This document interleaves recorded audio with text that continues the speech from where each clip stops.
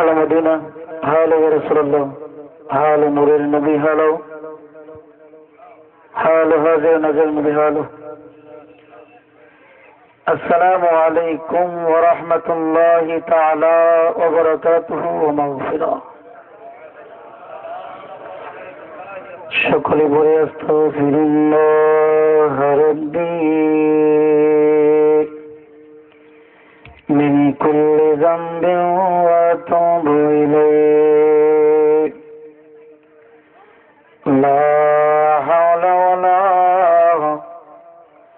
কুওয়াতা ইল্লা বিল্লাহিল আলিয়্যিল আযীম। الصلاة والسلام عليك يا رسول الله.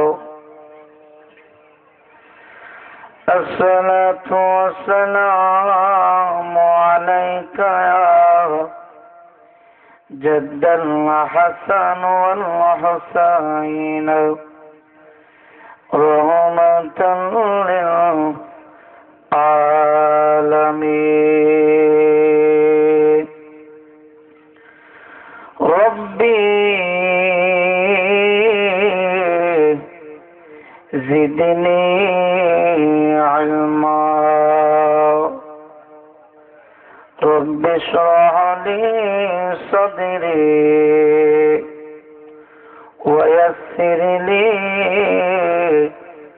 أمري واحلل عقدة من لساني يفقه قولي. ربنا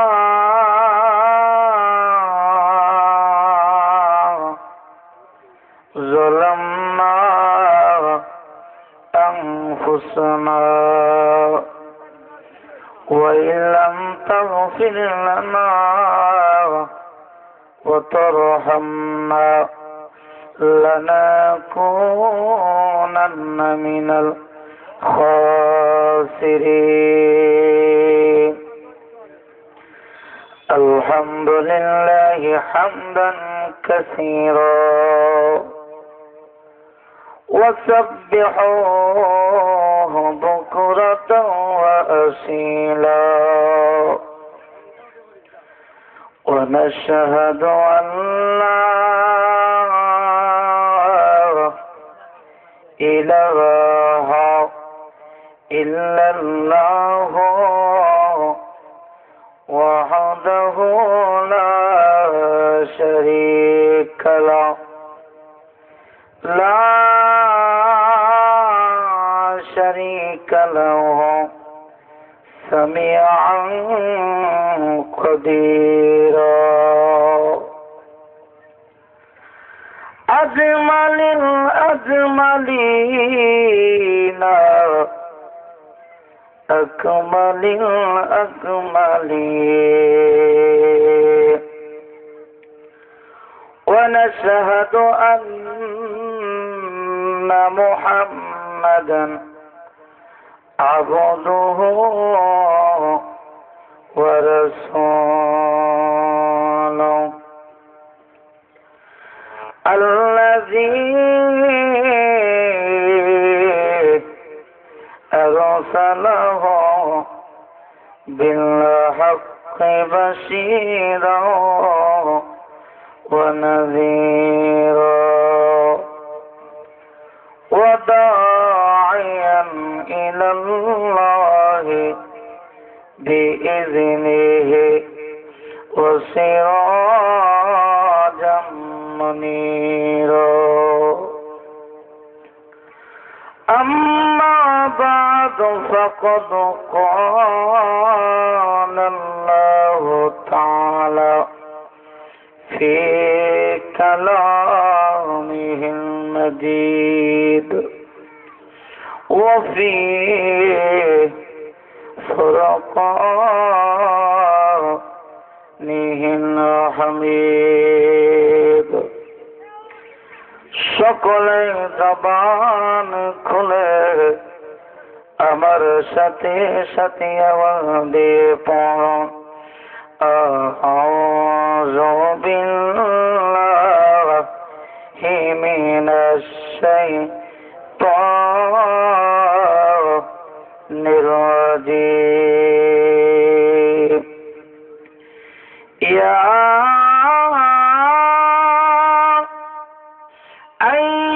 আইয়ুহাল্লাযীনা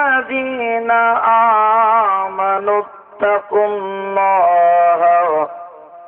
হাক্কা তুকাতিহি ওয়া লা তামুতুন্না ইল্লা ওয়া আনতুম মুসলিমুন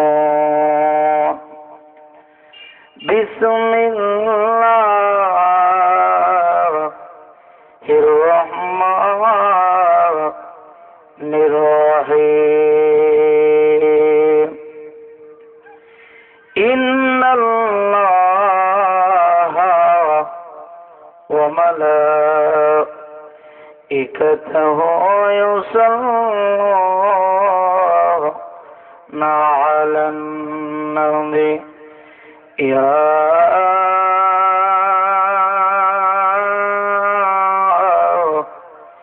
আইয়ুহাল্লাযীনা আমানু সাল্লু আলাইহি ওয়া সাল্লিমু তাসলিমা আল্লাহুম্মা সাল্লি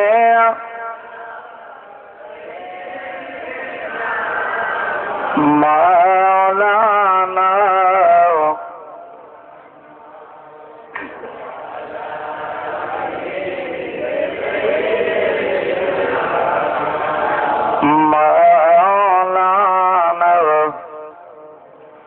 সকলে জবান খুলে মহব্বতের আওয়াজে বাবা হে আমার অত্রনাকারী ইমানদার মুসলমান বাবা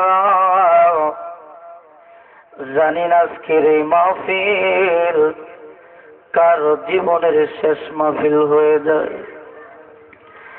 আজকের এই মাহফিল জীবনের শেষ মাহফিল মনে করিয়া দুনিয়ার সমস্ত উলামায়ে কেরামের ফতোয়া বন্ধ করে দিয়ে আমার মহান মালিকের কুদরতি জবান মুবারকের ফতোয়ার দিকে তাকাইয়া দুনিয়ার সমস্ত মায়া মমতা ভালোবাসা অন্তর থেকে ডিলিট করে আমার হায়াতুল নবী জিন্দা নবী নূরুন আলা নূর নবীর মায়া মমতা ভালোবাসা অন্তর নিয়ে আজকের এই মাহফিল জীবনের আখিরি মাহফিল মনে করিয়া অতীত জীবনে যদিও মহব্বতে দুরূদ শরীফ কোনোদিন পড়েন নাই, আজকের এই মাহফিল জীবনের শেষ মাহফিল মনে করে মহব্বতে শুধু একবার দুরূদ শরীফ জবান দিয়ে বাহির করুন। বন্ধুগণ,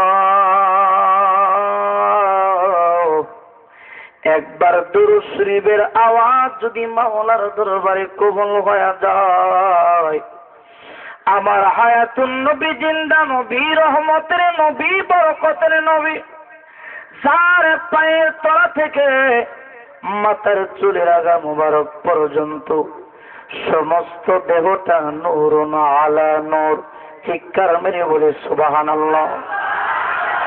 ওই নবীর পবিত্র জবান মুবারক দিয়া ডাক দিয়া কই উম্মতের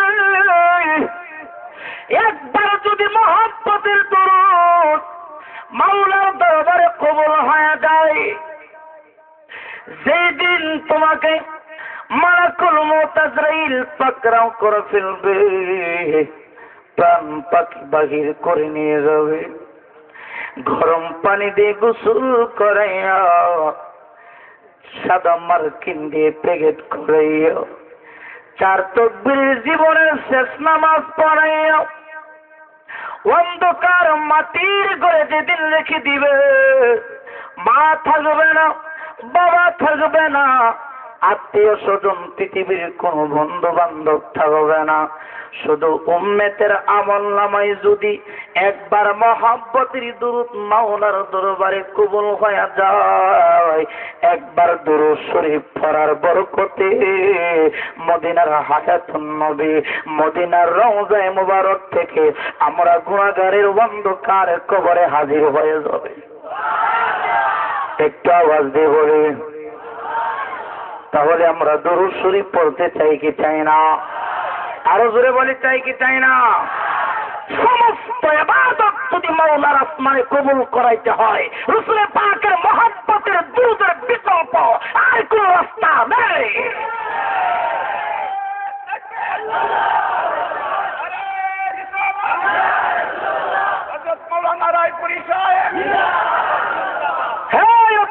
ইমানদার নবী প্রেমিক সুন্নি বাবারা, আজকে বাংলাদেশের বিভিন্ন জায়গায় কোরআন তাফসীর হয়, সন্ধ্যা থেকে রাত্রি 12টা পর্যন্ত কোরআনুল কারীম তাফসীর হয়, কিন্তু যেই নবী পাকের উসিলায় কোরআন পেলাম বড় দুঃখ লাগে, কষ্ট লাগে। এই নবীর মহব্বতে একটা মিনিট দুরূদ পড়া হয় না। কথা বলেন। আসমান এবং প্রথম আসমান থেকে জমিন পর্যন্ত 500 বছরের রাস্তা। কয়শো? আপনারা কি নামাজ কবুল করাইতে চান? তাহলে নামাজের ভিতর থেকে রাসূলের দুরূদ শরীফ বাদ দিবেন, কবুল হবে? হজ কবুল করাতে চান? রাসূল পাকের মহব্বতের সালাম বাদ দিবেন, কবুল হবে? কারণ আমার আল্লাহ তো জানে, আমার আল্লাহ আলিমুল গায়ব, আমার আল্লাহ জানে শেষ জামানার মধ্যে কিছু মাজা বাঁকা, মুখ বাঁকা, নাক ছিটাই না কিছু বান্দা আল্লাহ হইব। কথা বলেন। এরা কোরআন সুন্দর করে তেলাওয়াত করবে, রাসূল পাকের মহব্বতের দুধ জবানতে বাগির হবে না। এই বাংলা মুসলমান শুনে রাখো, দাঁড়িয়ে মিলাদ পড়া বন্ধ হইতে পারে, দাঁড়িয়ে দুরূদ শরীফ পড়া বন্ধ হইতে পারে, আল্লাহ জানে। এর জন্য 5 ওয়াক্ত নামাজের ভিতরে রাসূল পাকের মহব্বতের দুরূদ দিয়েছে। এটা কি পৃথিবীর কোন মুফতি বন্ধ করতে পারবে? কথা বলেন। দাঁড়িয়ে দুরূদ শরীফ পড়লে বেদাত হয়। আপনাদের এলাকায় জানাজার নামাজ হয়নি? কয় তাকবীর? জোরে বলেন কয়টা? নাম্বার 1 নিয়ত করেন, নাম্বার 2 সানা পড়েন, এখন তৃতীয় কি করবেন? এই মৌলবী দাঁড়িয়ে দুরূদ শরীফ পড়লে না বেদাত হয়, এখন তুমি কি করবা? তোমার বাপের প্রশংসা করবা নাকি? বেকুলের গোষ্ঠী। কারণ আল্লাহ জানে যে শেষ জামানায় কিছু মাজা বাকি বেগুলি খারি থাকবে না, কবরের শক্তি কম থাকবো। কথা বলেন। আমরা দুরূদ শরীফ চাই কি চাই না? আমার পূর্বে আল্লামা অধ্যক্ষ প্রিন্সিপাল হুজুর সাহেব একটি আয়াত তেলাওয়াত করেছেন। দুরূদ শরীফ আবার সবাই পড়তে পারে না ভাই। মাথায় পাগড়ি পরলেই দুরূদ শরীফ পড়া যায় না, দাড়ি থাকলে দুরূদ শরীফ পড়া যায় না। দুরূদ শরীফ পড়তে হইলে বান্দার ঈমান লাগবে। কারণ বেঈমানরা নামাজ পড়তে পারে, রোজা রাখতে পারে, জিকির করতে পারে, কালামে পাক তেলাওয়াত করতে পারে, রাসূল পাকের দুরূদ পড়তে হইলে, মিলাদ পড়তে হইলে ঈমান ওয়ালা লাগবে। খোদার কসম দিয়ে বলে যায়, এই স্টেজের মধ্যে যারা আছেন, আমার সামনে যারা বসা আছেন, একেবারে সবার চাইতে মূর্খ আলেম আমি। নেই আমার এলেম, নেই আমার বিদ্যা, নেই আমার বুদ্ধি। খোদার কসম দিয়ে বলে যায় আপনাদের সামনে, দুরূদ শরীফ পড়ে যদি জাহান্নামে যেতে হয়, আমি রায়পুরি কাল কিয়ামতের ময়দানে জাহান্নামের গেইটে শুয়ে থাকবো, আমার বুকের উপর পা দিয়ে জাহান্নামে যাবেন। দুরূদ শরীফ পড়ে যদি জাহান্নামে যাওয়া লাগে, আর যদি জান্নাতে যান, ওয়াদা করেন আমি গুনাহগারকে নিয়ে যাবেন। রাজি আছেন সবাই? কারণ দুরূদ শরীফ এমন একটি ইবাদত, যে ইবাদত মহান মালিক পর্যন্ত করে। একটু আওয়াজ দিয়ে বলি। আমরা পৃথিবীর কোন মুফতির কথা শুনবো, পৃথিবীর কোন আলেমের কথা শুনবো, মুহাদ্দিসের কথা শুনবো, কোন খেতাফুরি ডালফুরির কথা শুনবো?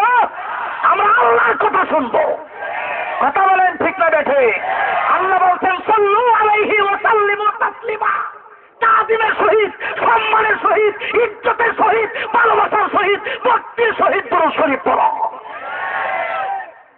তাহলে সম্মান আমরা করতে চাই কি চাই না? রাগ করতেছেন? সময় বেশি পাওয়া যাবে না, কারণ দরবারের মাহফিল তো, অনেক উলামায়ে কেরাম এখানে উপস্থিত।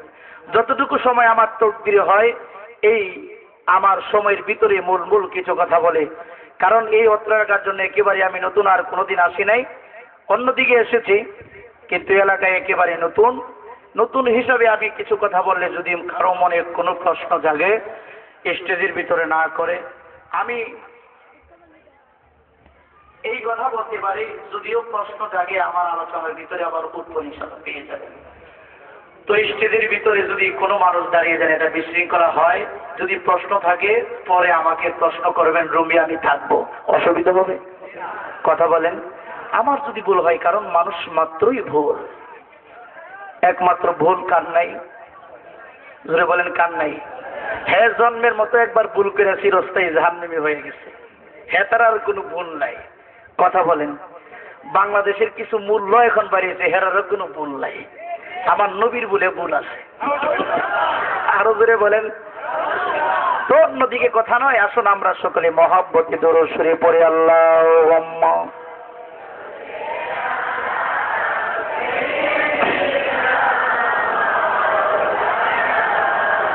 মুহাম্মাদ ওয়া আলা সাইয়্যিদিনা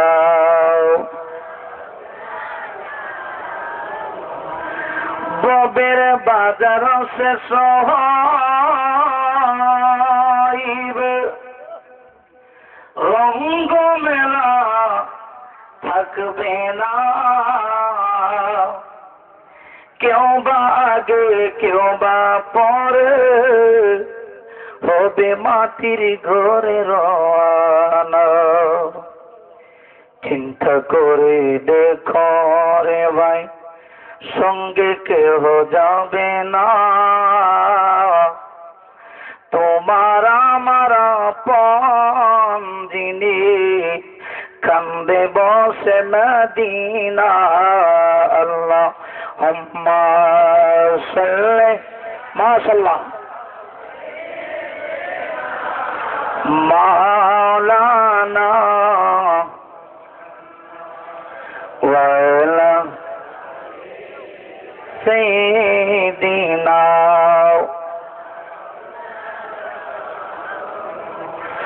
লা ইলাহা জোরে লা ইলাহা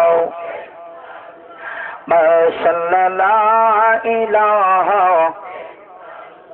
মারহাবা লা ইলাহা। আমরা পাপী তাপিয়াকে সাথে এসেছি আজকের মাহফিলে, দয়া করে ক্ষমা করো আল্লাহ, দয়া করে দয়াল নবীর খাতির। লা ইলাহা জোরে লা ইলাহা লা ইলাহা ইল্লাল্লাহ মুহাম্মাদুর রাসূলুল্লাহ সাল্লাল্লাহু তাআলা আলাইহি ওয়াসাল্লাম। আল্লাহ আল্লাহ আল্লাহ আল্লাহ। সামনে একটু চাপ দিয়ে বসলে ভালো হয়, আমার আরেকজন ভাই বসতে পারি। এক আঙ্গুল করে একটু সামনে চাপ দেন, অনুরোধ করছি একটু চাপ দেন, জায়গা হচ্ছে না, সামনে একটু চাপ দেন। আল্লাহ আল্লাহ আল্লাহ আল্লাহ আল্লাহ আল্লাহ মারহাবা আল্লাহ আল্লাহ আল্লাহ আল্লাহ। কবর দেশে যাইবা গো একা, সাথী পাইবা না, সময় থাকতে করো তুমি নবীর সাধনা। আল্লাহ আল্লাহ আল্লাহ আল্লাহ মারহাবা আল্লাহ আল্লাহ আল্লাহ আল্লাহ। আজরাইল মোর সামনে খাজায়া হঠাৎ একদিন পড়বা গো দোয়া হাতে পায়ে বাঁধবে গো তোমায় রক্ষা পাইবা না হাতে পায়ে বাঁধবে রে তোমায় রক্ষা পাইবা না সময় থাকতে করো তুমি নবীর ভাবনা আল্লাহ আল্লাহ আল্লাহ আল্লাহ আল্লাহ আল্লাহ মাশাআল্লাহ আল্লাহ আল্লাহ আল্লাহ আল্লাহ বন্ধু আত্মীয় স্বজন কে হবে না তোমার ইয়া পবন ভাই বন্ধু আত্মীয় স্বজন কে হবে না তোমার ইয়া পবন একা একা থাকবার পয়রা সাথী পাইবা না একা একা থাকবার পয়রা সাথী পাইবা না সময় থাকতে করো তুমি নবীর ভাবনা মারহাবা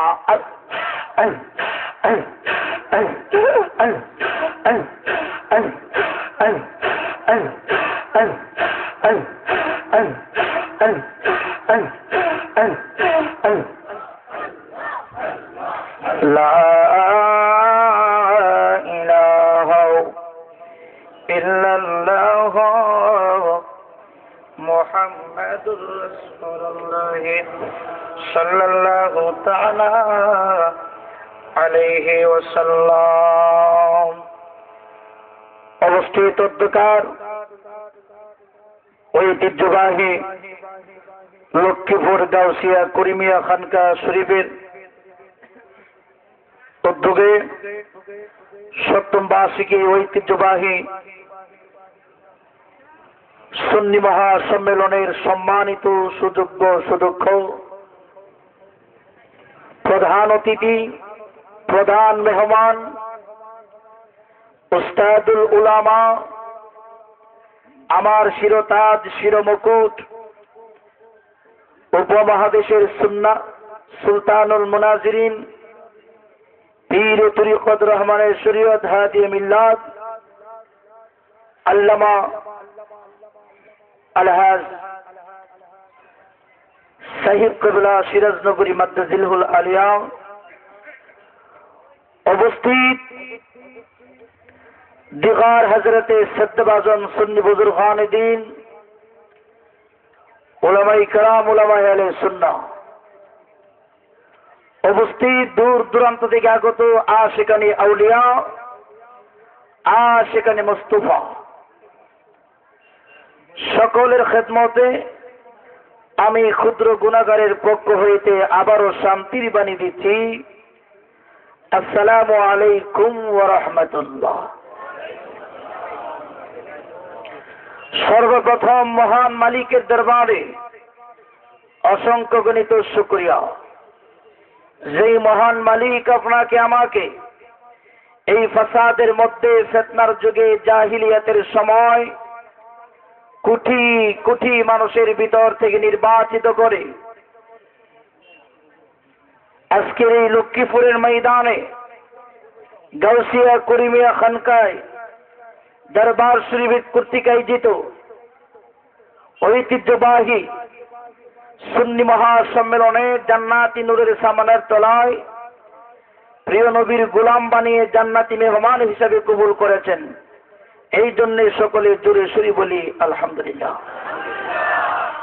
আবারও শুকরিয়া আদায় করি ওই মহান মালিকের দরবারে, যেই মহান মালিক আপনাকে আমাকে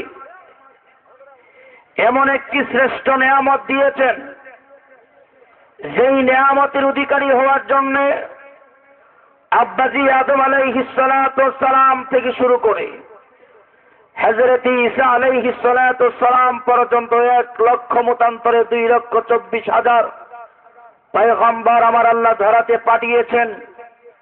এই অসংখ্য পয়গম্বরের মধ্যে কিছু কিছু পয়গম্বর আকাশের দিকে তাদের 2টা হাত মুবারক বাড়িয়ে জমিনের উপরে কদম মুবারক রেখে দুইটা চক্ষু মুবারকের পানি মুবারক ছেড়ে ছেড়ে কাঁদতেন আর বলতেন, আল্লাহ, পয়গম্বর হয়েছি, খুশি হয়েছি, কিতাব বলা হয়েছি, খুশি হয়েছি, নবুয়াত পেয়েছি, খুশি হয়েছি। কিতাব বলা হয়, পয়গম্বর হয়ে, নবুয়াত পেয়ে, রাসূল হয়ে যেই পরিমাণ খুশি হয়েছি, তার চাইতে বেশি বেশি কোটি কোটি গুণে বেশি খুশি হইতাম আখিরি জামানার নবীর গোলাম হইতে পারলে। একটু আওয়াজ দিয়ে বলি। আমরা সবাই একটা আওয়াজ জানি, এখনো চতুর্থ আসমানে একজন পয়গম্বর সশরীরে জীবিত অবস্থায় আছে, যার নাম হচ্ছে হযরতে ঈসা রূহুল্লাহ। চিৎকার মেরে বলি ভাই। অন্যদিকে রসুলের প্রশংসা, কোরআন হাদিস ইজমা কিয়াস সব বাদ দেন, সব বাদ দেন, নাম পাবলিক। আজকে বাংলার জমিনে অনেকে অনেক ভাবে নাক ছিটকে কথা বলে। সুন্নি উলামায়ে কেরাম মাইকটা হাতে নিয়ে, মাইকটা মুখের সামনে নিয়ে তারা শুধু নবী নবী করে, এমন প্রশংসা করে, নবীর প্রশংসা করতে করতে আল্লাহর উপরে নিয়ে আসা। এরকম একটা বাক্য কিন্তু আমাদের কানে এখন পৌঁছতেছে। দাঁত ভাঙ্গা জবাব। আমি বলবো, যারা এই সমস্ত ফতোয়া দিয়ে থাকে, পাবলিককে বুঝায়, তারা আসলে মুসলমান নয়, তারা ইহুদি নাসারাদের পা চাটা গোলাম, তারা নাস্তিক। কারণ ইমাম যার আছে, মুসলমানের জবান দিয়ে এই কথা কোনোদিন বাহির হইতে পারে। আমি বলবো, যারা কই রসুলের প্রশংসা করতে করতে আল্লাহর উপরে নিয়ে যা, হেরা মনে হয় কিছুদিন আগে আল্লাহর বাড়িতে যাইয়া আল্লাহরে দেখাইছে যে আল্লাহ অতটুকু লম্বা, এতটুকু মোটা, এতটুকু খাডু, আল্লাহরে গিয়া পাল্লা দিয়া মাইপা ওজন করে আইছে যে আল্লাহ এত মন ওজন, এখন আল্লাহর ওজনের উপরে নবীরে নিয়ে যা। মনে হয় আল্লাহর বাড়িতে যে আল্লাহর ওজন করে আইছে। এর জন্যই তা কয়ে নবীর প্রশংসা করতে করতে আল্লাহর উপরে নিয়ে আসা। আমার আল্লাহ হলেন স্রষ্টা, আল্লাহর হাবিব সৃষ্টি। কথা বলেন, আল্লাহ কি স্রষ্টা? সমস্ত ক্ষমতার মালিককে, সমস্ত সৃষ্ট জগতের মালিককে। এই সৃষ্ট জগতের মধ্যে যা কিছু আছে সকলের চাইতে শ্রেষ্ঠ হইল নবী কামলেওয়ালা। তার সাথে কোনো তুলনা আছে? হে দোস্তরা, আমরা অনেক গর্বিত, আমাদের তকদির ভালো, আমাদের নসিব ভালো, খুশ নসিব। কেন? আমাদের হাতে এমন একটা শ্রেষ্ঠ সার্টিফিকেট আছে। একদিন এই রঙের দুনিয়া থাকবে না, আসমান জমিন কোনো কিছুই থাকবে না। আমরা সবাই জানি একদিন হাসরের মাঠ কায়েম হবে, আমার মহান মালিক নিজে বিচারের আদালত সাজাবেন। ওই আদালতের মাঝে আমার আল্লাহ আমরা গুনাহগারকে বিচার করার জন্য হাকিম হয়ে বসবেন। আদম থেকে শুরু করে কিয়ামত পর্যন্ত যারা আসবে, যারা চলে গেছে, যারা এসেছিল, সবাই সেদিন হাসর ময়দানে দাঁড়াবে। কিন্তু কোন পয়গম্বরের, কোন আদমের সাহস নেই ওই মহান হাকিমের সামনে গুনাহগারের ওকালতনামা পেশ করতে। আমরা এমন একজন নবীর গোলাম হয়েছি, আমার নবী, আপনার নবী, হায়াতুন নবী, জিন্দা নবী, নূরুন আলা নূর নবী। সেই কঠিন মহা বিপদের দিনে আমরা গুনাহগারের ওকালতনামাটা মহান মালিকের দরবারে পেশ করবে। আরো জোরে বলি, এমন সার্টিফিকেট আমাদের হাতে আছে। কাল কিয়ামতের ময়দানে হাসর মাঠে আল্লাহ জাহান্নামী ফেরেশতাদেরকে বলবে, হে ফেরেশতারা, জাহান্নামের 7টা গেইটে কইরা লাগায়ে টেনে টেনে জাহান্নামটাকে হাসর মাঠে উপস্থিত করো। আমরা তাকায় দেখবো জাহান্নামটাকে টেনে টেনে হাসরের মাঝখানে আনা হচ্ছে। আমরা ধিক্কার দিব, আল্লাহ এমন কোন ইবাদত নেই যে ইবাদতের বরকতে এই জাহান্নামের অগ্নিশিখা থেকে বাঁচতে পারবো। এমন কোন ইবাদত নেই যে ইবাদতের বিনিময়ে জাহান্নামের আগুন থেকে বাঁচতে পারবো। নেই নামাজ, নেই রোজা, নেই যাকাত, নেই জিকির, নেই হজ, নেই কোন ইবাদত। আজকে এই কঠিন মুসিবতের দিনে আমরা তোমার নবীর উম্মত হয়ে হাজির হয়েছি। এই সার্টিফিকেট আমাদের আছে, অন্য কোন উম্মতের নেই।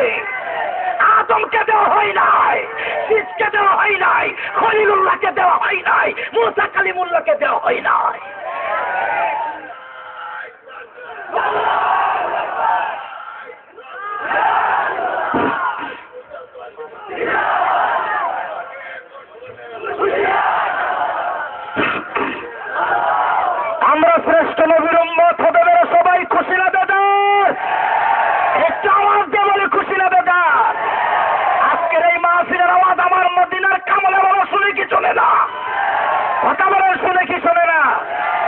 অনেকে বলে থাকে হায়াতুন নবী নাকি পচে গলে মাটির সাথে মিশে গেছে, নবী আসলে শিরিক হয়ে যায়, এরকম ফতোয়া অনেকে দিয়ে থাকে।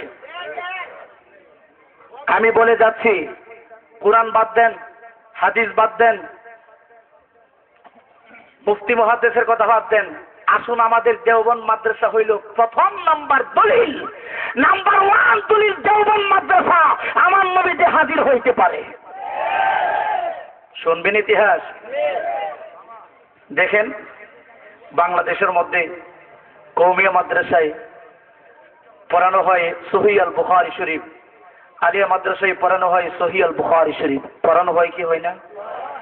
দেখেন আপনারা যদি কোরআন তেলাওয়াত না করতে পারেন, তাফসীর নাও বুঝেন, নাও বলতে পারেন, আমি বলে যাচ্ছি আমার হায়াতুন নবীর হাজির নাজিরের প্রথম দলিল হইল দেওবন্দ মাদ্রাসা। অসুবিধা হচ্ছে কারণ? কষ্ট হচ্ছে? অসুবিধা হইলে বলবেন, মাইক ছেড়ে দেবো ইনশাল্লাহ। কারণ আল হাক্কু মুররুন, হক কথা কিছু কিছু মানুষের গায়ে লাগবে, আবার কারো কারো কাছে মধুর চাইতে মিষ্টি লাগবে। আমরা আমার দয়াল নবীকে, আমরা যারা আহলে সুন্নাত ওয়াল জামাতের অনুসারী অনুকরণকারী, আমরা হায়াতুন নবীকে হাজির মানি। কথা বলেন? আরে আমার হায়াতুন নবী কেন? ছোট্ট একটা হাদিস দেখেন, হুজুর গাউসে পাক আব্দুল কাদের জিলানী আল গিলানী রাদিয়াল্লাহু তাআলা বলছে, এই পাবলিক শুনো, হুজুর গাউসে পাক কই না তারতুলা বিলাদিল্লাহি জামান কাহারাতালাতিন আলা হুকমাত কাসালি, আমি আব্দুল কাদের জিলানীর এমন ক্ষমতা নয়। একটা আদনা গোলাম সাহাবায়ে কেরাম যুদ্ধের ময়দানে যাইতো, গুড়ার পায়ে লাগিয়ে যে দুলিগুলো তো ওই দুলের সমতুল্য আমি আব্দুল কাদের হইতে পারি নাই। আমি আব্দুল কাদের ফতোয়া দিচ্ছি, নাযারতুলা বিরাদিল্লাহি জামান কাহারাতালাতিন আলা হুকমাত কাসালি, আমি আব্দুল কাদের যখন সৃষ্ট জগতের মধ্যে তাকাই, তাকায় দেখি গোটা সৃষ্ট জগৎটা আমি আব্দুল কাদের হাতের মধ্যে একটা সরিষার দানার মতো মনে হয়। হুজুর গাউসে পাকের কাছে যদি গোটা পৃথিবীতে একটা সরিষার দানার মতো হয়, যেই নবী পাক রসুলের তামাম দান সৃষ্টি হয়েছে, এই নবীর কাছে আজকের এই লক্ষ্মীপুরের খবর আছে কি নাই? কথা বলেন, আছে কি নাই? জজকোর্ট বলেন, হাইকোর্ট বলেন, যত উচ্চ মোকামের কোর্ট বলেন, সবচাইতে বড় আদালত নিজের বিবেক। নবীর গোলামের কাছে যদি এত পাওয়ার থাকে, আমার নবীর কাছে বুঝি নাই। কথা বলেন? আজকে আমরা ওলির দরবারে গেলে অনেকে নাক চিটকাই বেদাত করে ফতোয়া দেয়। তাদের কিতাবের নাম দেখেন, বেয়াতে মারিফত ইয়াতে খুদা, নোট করেন। যারা হাদিস নাজির মানেন না, বেয়াতে মারিফত ইয়াতে খুদা মাত্র 35 টাকা হাদিয়া রেখেছেন চরমনের পিসাব। হবিগঞ্জে নাও পাওয়া যেতে পারে, এটা টাকা সন্ধান করতে হবে। ঢাকাতে এখন ব্যান করে দিচ্ছে, কারণ যে সমস্ত কিতাবের ভিতরে আমার রসুলের প্রশংসা আছে, অলিগণের প্রশংসা আছে, এই কিতাবগুলো এখন মার্কেট থেকে তারা আউট করে ফেলছে। কথা বুঝতে অসুবিধা হয় ভাই? এখন মসজিদ, মাদ্রাসা, নামাজ, রোজা, হজ, যাকাত এইগুলি নিয়ে কোনো দ্বন্দ্ব নেই। দ্বন্দ্ব চলছে ঈমান নিয়ে, দ্বন্দ্ব চলছে নবী কামলেওয়ালাকে নিয়ে। কথা বলেন? নামাজ পড়লে কি ইমানদার হওয়া যাবে? রোজা রাখলে ইমানদার হওয়া যাবে? পাগড়ি পড়লে ইমানদার হওয়া যাবে? হ্যাঁ, আমরা আজকে এসেছি ওলির স্মরণে মাহফিল, ওলামায়ে কেরামের স্মরণে মাহফিল। আমরা কিয়ামত পর্যন্ত যতদিন হায়াত পাইব, যতদিন দুনিয়াতে থাকবো, ততদিন ওলি আল্লাহর জিয়ারত করব। চাই আমরা? দেখেন, বেদে মারিফত ইয়াদে খুদা মাত্র 35 টাকা হাদিয়া। আমার কাছে আছে কিতাবটা, ওই কিতাবের মধ্যে চরমনের পিসাব, এই তোমাদের বড় হুজুর লিখছে, দেখো চরমনের পিসাব দেখতেছে আল্লাহর ওলিরা দুনিয়ায় থাকে পাওয়ার থাকে 1 গুণ। কয় গুণ? দুনিয়ায় থাকে পাওয়ার থাকে 1 গুণ। হেতারা যখন মারা যা, মইরা কবরে যা, কবরে যাওয়ার পরে পাওয়ার হয়ে যায় 70 গুণ। আরো জোরে কই, এটা কার কথা? এখন আমরা কইলে নাকি শিরিক হয়ে যায়। দেখেন, আল্লাহর হাবিব হাজির, এটা প্রমাণ হইল দেওবন্দ মাদ্রাসা। দেওবন্দ মাদ্রাসার প্রতিষ্ঠাতা হুজুর বলছেন যে আমি স্বপ্ন যুগে দেখলাম হায়াতুন নবী এসেছে, এসে এসে আমাকে ঘুম থেকে উঠাইলেন। উঠানোর আমি উঠলাম। উঠার পরে হায়াতুন নবীর হাত মুবারকে একটা আশা মুবারক ছিল, লাঠি মুবারক ছিল। এই লাঠি মুবারক দিয়া একটা ইরিয়া করলো। আমাকে বলা হইল, হে এই ইরিয়ার ভিতরে আমি হায়াতুন নবীর একটা প্রেমের বাগান সাজাও। দেওবন্দ মাদ্রাসার প্রতিষ্ঠাতা হুজুর বলছেন, আমি সকালবেলা ঘুম থেকে উঠলাম, ওইটা দেখি না দাঁড়াও। দেওবন্দ মাদ্রাসা একটা এখনো বিল্ডিং আছে, 9 দরজা বিশিষ্ট। কয় দরজা? 9টা দরজা বিশিষ্ট এখন একটা দেওবন্দ মাদ্রাসার বিল্ডিং আছে। প্রশ্ন আসতে পারে, হুজুর 9 দরজা বিশিষ্ট বিল্ডিং কেন? দেওবন্দ মাদ্রাসার প্রতিষ্ঠাতা হুজুর বলছে, আমার নবী 9টা জায়গায় নুরানি কদম মুবারক দিয়েছিলেন। যত জায়গায় আমার নবী কদম মুবারক দিয়েছেন ততটা দরজা দিয়ে আমি একটা বিল্ডিং তৈরি করেছি। এখনো সেই বিল্ডিং আছে। ডাক দিয়া কয়, আমি সকালবেলা ঘুম থেকে উঠে দেখলাম আল্লাহর হাবিব যেই লাঠি মুবারক দিয়া এরিয়া করলেন, এই লাঠি মুবারকটা এরিয়ার ভিতরে গাড়া এখনো আছে এবং এই জায়গার মাঝখান থেকে মেশক আম্বরের সুঘ্রাণ চলছে। মানুষের বিবেকের কাছে আমি প্রশ্ন দিয়ে গেলাম, এখন আল্লাহর হাবিব যদি মদিনাতুল মুনাব্বারা থেকে ভারতের জমিনে এসে মাদ্রাসা করার জন্য এরিয়া দেখাইতে পারে, আশেকের কাছে আমার নবী আসতে পারে কি পারে না? কথা বলেন। ও তাদের বেলায় আসলে শিরিক হয় না, আমাদের বেলায় আসলে নাকি শিরিক হয়ে যায়। আল্লাহ আমাদের সকলকে সহি মেধা দিয়ে বাকি জিন্দেগিটুকু পরিচালনা করার তৌফিক দান করুক। জোরে বলি আমিন। ও বন্ধুগণ, এই দুনিয়াটা বেশি দিন থাকার জায়গা নয়। হে ইমানদার মুসলমান বাবা, মহব্বত কাকে বলে, প্রেম কাকে বলে? একদিন আমার নবী হায়াতুন নবী জিন্দা নবী ইলমে গায়বের খবর দেন ওলা নবী বাবারাও মসজিদে নববীতে যোহরের নামাজ আদায় করার জন্য নূরের কদম মুবারক দিচ্ছেন।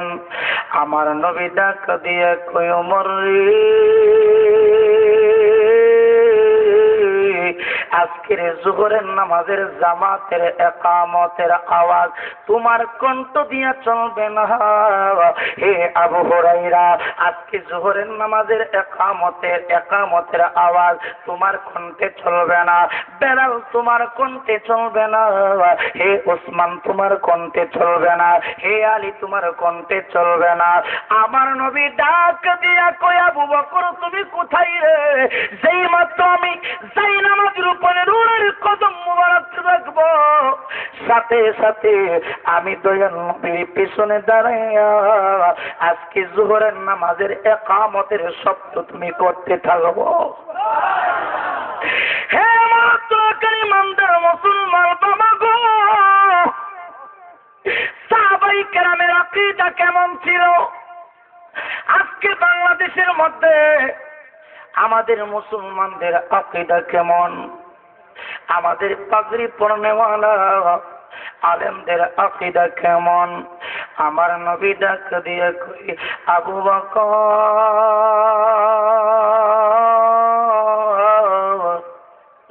আমি নবী যাই নামাজের উপরে সমস্ত জাতির শিক্ষক হয়ে দাঁড়ায় গেলাম। আরেকটা সেকেন্ড তো দেরি করা যাবে না, তুমি একামত শুরু করে দাও। আমার নবীর পবিত্র জবান মুবারকের কথা শুনিয়া আবু বকর সিদ্দিক রাদিয়াল্লাহু তাআলা আনহু নামাজের একামত দিতে শুরু করলেন। একামত দিতে দিতে শেষ হয়ে যায়। আবু বকর সিদ্দিক তাকে দেখো, বাবা আমার নবী অন্যদিন যেইভাবে নামাজ পড়ার জন্য দাঁড়ায়, অন্য দিনের নামাজ আর আজকের নামাজ ব্যতিক্রম মনে হয়। প্রেম কাকে বলে গো বাবা? মহব্বত কাকে বলে? আবু বকর ডাক দিয়া কয়, আমার দয়াল নবীর আশিক উম্মতেরা, তোমরা শোনো, আমি আবু বকর সিদ্দিক তাকায় দেখলাম আমার নবী প্রথম রাকাত নামাজ শেষ করলেন, দ্বিতীয় রাকাত নামাজ শেষ করলেন, তৃতীয় রাকাত নামাজ শেষ করলেন, চতুর্থ রাকাত নামাজ যেই মাত্র শেষ করলেন রে বন্ধুরা, আমার নবীর ডান দিকে নামাজের সালাম ফিরাইতেছে। আবু বকর সিদ্দিক ডাক দিয়া কই, বাংলার প্রেমিকেরা রে, আমি আবু বকর সিদ্দিক টাকা দেখলাম আমার নবীর ডান দিকে সালাম ফিরায়।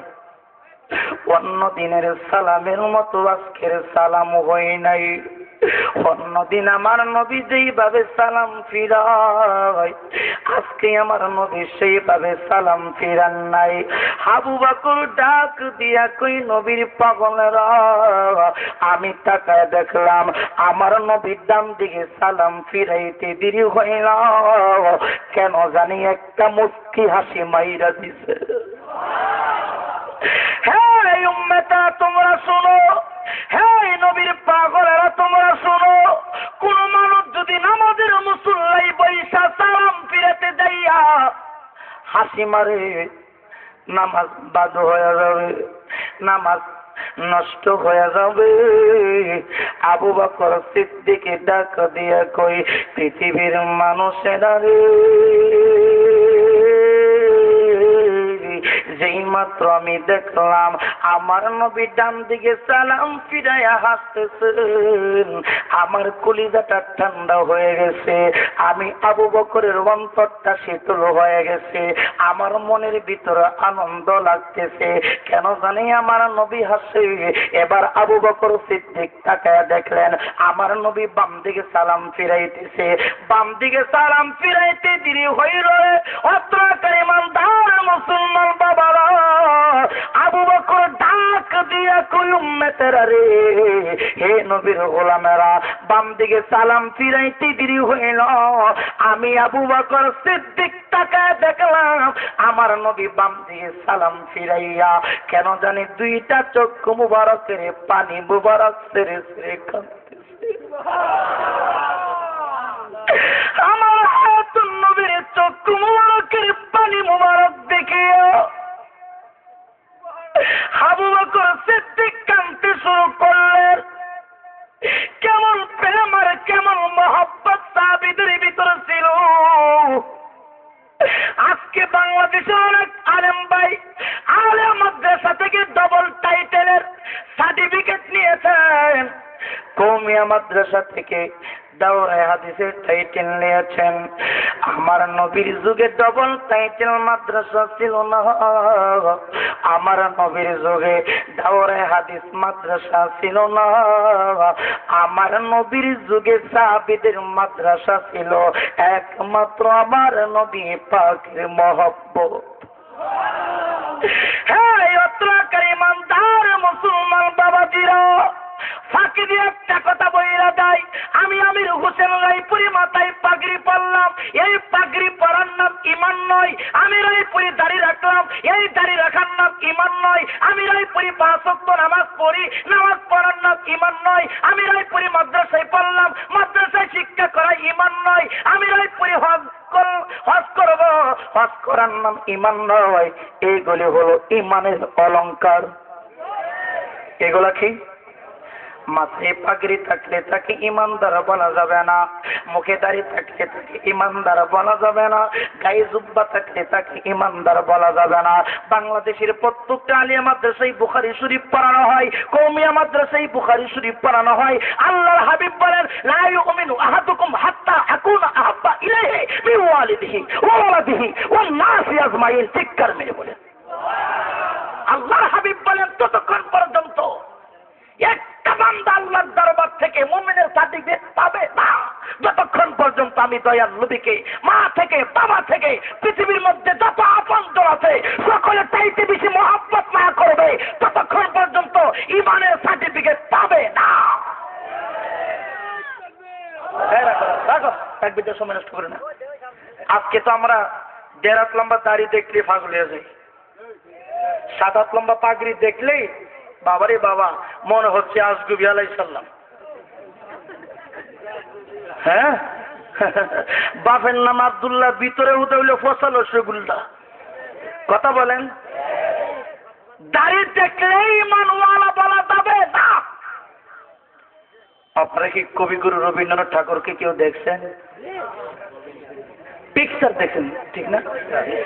আচ্ছা বলুন তো, এই স্টেজের ভিতরে যারা আছে সমস্ত দাড়ি যদি এক করা হয় আর কবিগুরু রবীন্দ্রনাথ ঠাকুরের দাড়িগুলি যদি এক করা হয়, কার দাড়ি বেশি হইব?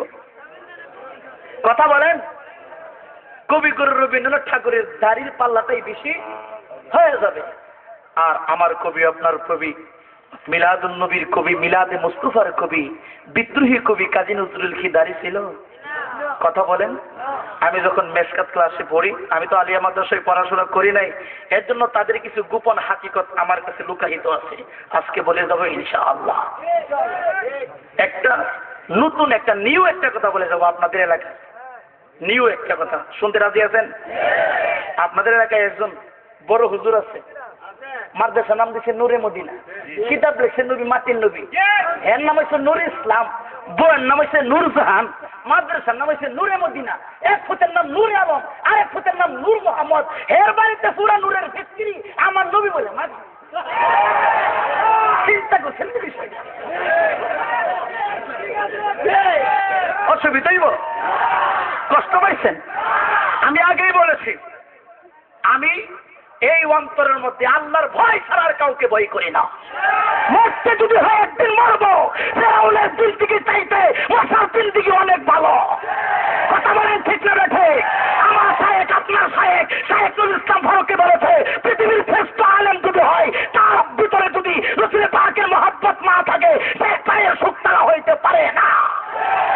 একটা রাস্তার মুসি যদি তার ভিতরে যদি রাসূলের মহব্বত থাকে,